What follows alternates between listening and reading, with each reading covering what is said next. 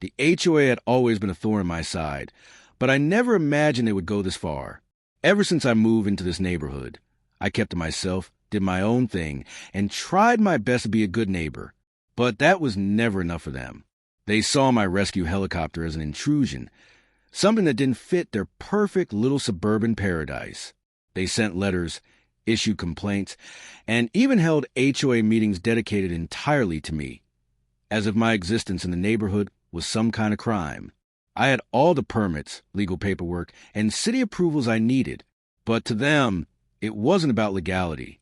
It was about control. They saw themselves as the ultimate authority, and the fact that they couldn't bully me into submission drove them mad. And so, they decided to take matters into their own hands in a way that would shake my entire world. One evening, after a long day of emergency rescues, I came home to the sight of something so horrific, so outrageous, that I could hardly process it. My hangar was on fire. Bright orange flames licked the sky. The heat so intense I could feel it from my driveway. My helicopter, my lifeline, my tool for saving lives, was being reduced to ash before my very eyes. The smell of burning metal and aviation fuel filled the air, and as I rushed toward the scene, I saw something that made my blood run cold. The HOA president, standing at a distance, watching with her arms crossed, a smug little smile playing on her lips. The fire department arrived, but it was too late. The structure collapsed, and everything inside was gone. Neighbors gathered, some gasping in horror, others whispering under their breath, pretending they hadn't seen what I just saw. The HOA had finally done it. They destroyed what they couldn't control. The next morning, the HOA wasted no time pushing their false narrative. They called an emergency community meeting, claiming that my helicopter had been a safety hazard all along, that the fire was my fault, and that this was a wake-up call for the neighborhood. They stood there in front of everyone, pretending to be concerned, acting like they were the victims of my recklessness. "We have repeatedly warned him," the HOA president said, shaking her head dramatically. "This was bound to happen. We can't have something so dangerous in our peaceful community." I wanted to scream. I wanted to call them out, expose their lies right then and there. But I knew better. These types of people thrived on emotional reactions. They wanted me to look unstable, to make me seem like the bad guy. So I clenched my fists, took a deep breath, and played it smart. I knew something they didn't. I had proof. The HOA had spent months plotting against me, but they overlooked one crucial detail. I had installed a high-resolution security camera inside my hangar. I originally put it there as a precaution against break-ins, never imagining it would capture something far more sinister. That night, I locked myself in my home office, hands shaking as I played back the footage. And there it was, clear as day, multiple HOA board members sneaking into my property, dousing my helicopter with gasoline and setting it on fire. They had even laughed about it, as if they were a group of teenagers pulling off a prank, not a bunch of so-called community leaders committing a felony. Every single one of them was on tape, their faces, their voices, their crime fully documented. They thought they had won, but in reality, they had just sealed their own fate. Armed with undeniable evidence, I knew it was time to strike back legally, but I also knew that HOA members thrived on deception. I had to be strategic. First, I contacted my attorney, laying out everything in front of him. He watched the footage in silent disbelief, then nodded slowly. "We have them," he said, "but we need to move carefully. These people will try to bury you in paperwork, spread lies, anything to make you the villain." He was right. The very next day, the HOA doubled down on their accusations, claiming I had been warned multiple times about aviation safety concerns. They forged letters, altered records, and even went as far as to create fake complaints from non-existent neighbors. They thought they could gaslight the entire community into believing their version of events. But what they didn't realize was that I had already contacted law enforcement. And when I showed them the footage, the response was immediate. The fire wasn't just vandalism. It was arson, a criminal offense.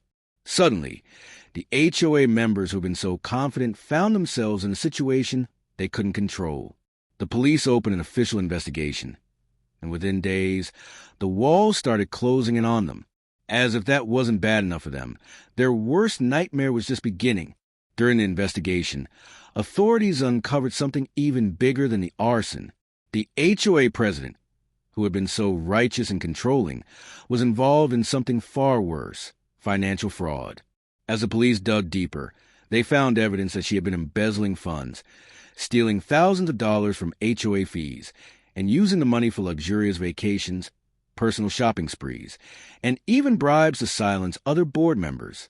The FBI got involved, launching a full-scale corruption probe, and the entire HOA board began falling apart. The very people who had spent years intimidating, fining, and threatening homeowners were now the ones facing serious legal consequences. Some panicked and resigned. Others tried to cut deals with law enforcement. But the damage was already done. Their empire of control crumbled in real time. The moment the neighbors saw what was happening, everything changed. People who had been too scared to speak up finally found their voice. They started sharing their own horror stories, revealing years of unjust fines, threats, and intimidation by the HOA board. Some had even lost their homes due to fraudulent liens and illegal foreclosures. But now, the tables had turned. The HOA wasn't in charge anymore.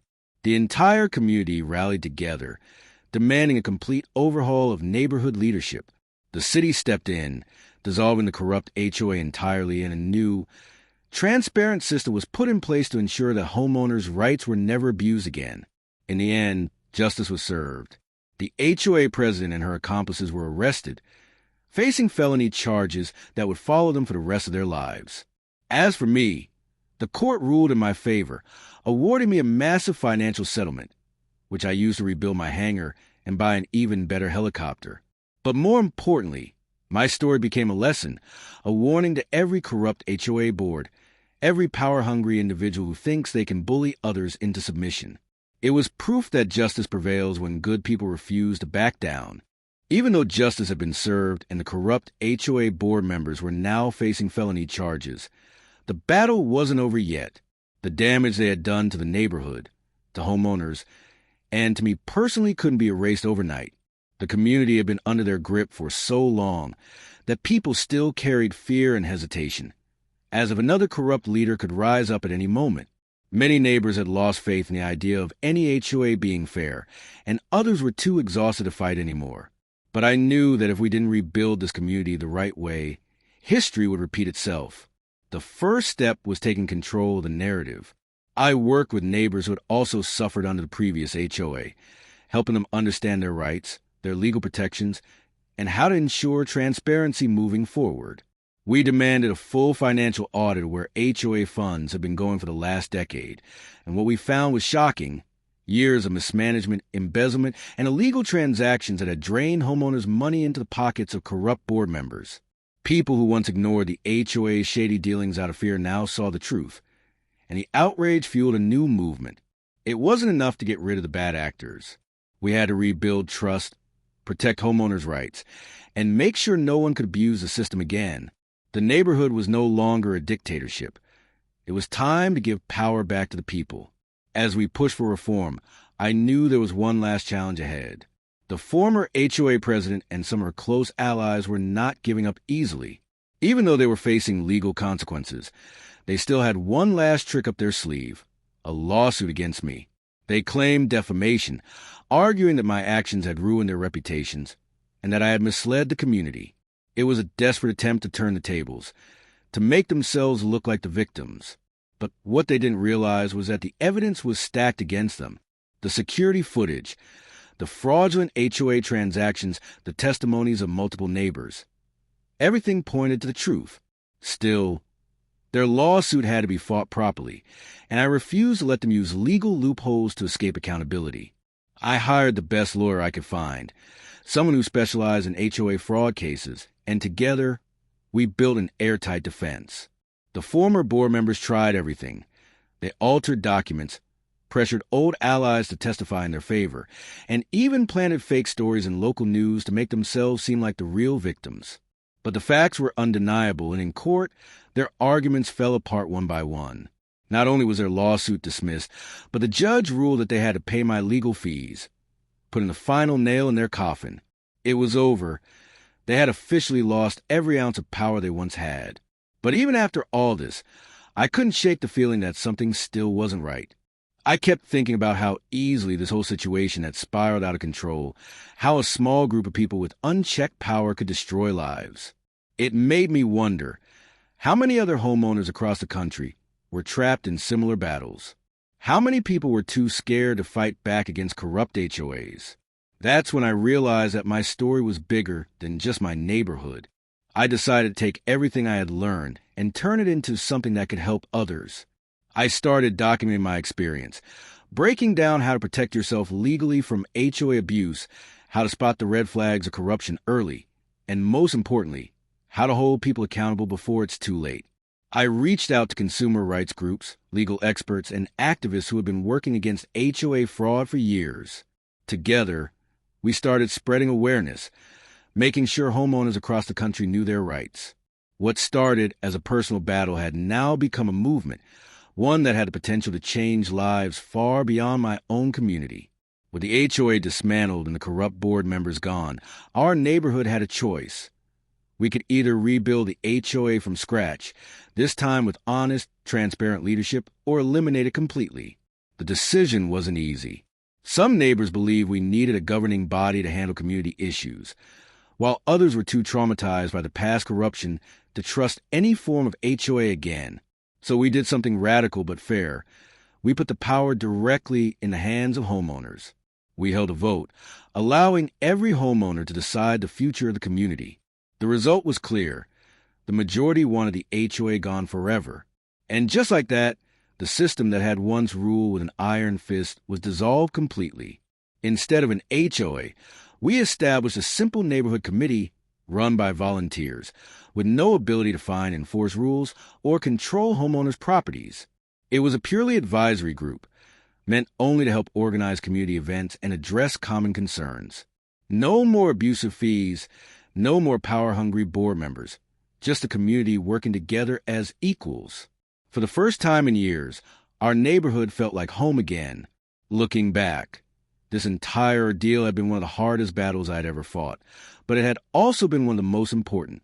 It taught me that power in the wrong hands is dangerous, that if you give bullies an inch, they will take a mile, and most importantly, that justice is only possible when good people refuse to stay silent. I had faced arson, lawsuits, threats, and manipulation, but in the end, truth and persistence won. The lesson was clear. Never let fear silence you. Never allow corrupt people to control your life, and always stand up for what's right, no matter how impossible the odds may seem. As I stood in my backyard, looking at the new and improved rescue helicopter that I had rebuilt with the settlement money, I felt something I hadn't felt in years: peace. The neighborhood was free. The real criminals were behind bars. And most importantly, homeowners finally had their voices back. This wasn't just my victory. It was a victory for every single person who had ever been bullied, silenced, or oppressed by corrupt HOAs. Because in the end, no matter how much power they think they have, justice always catches up with those who abuse it.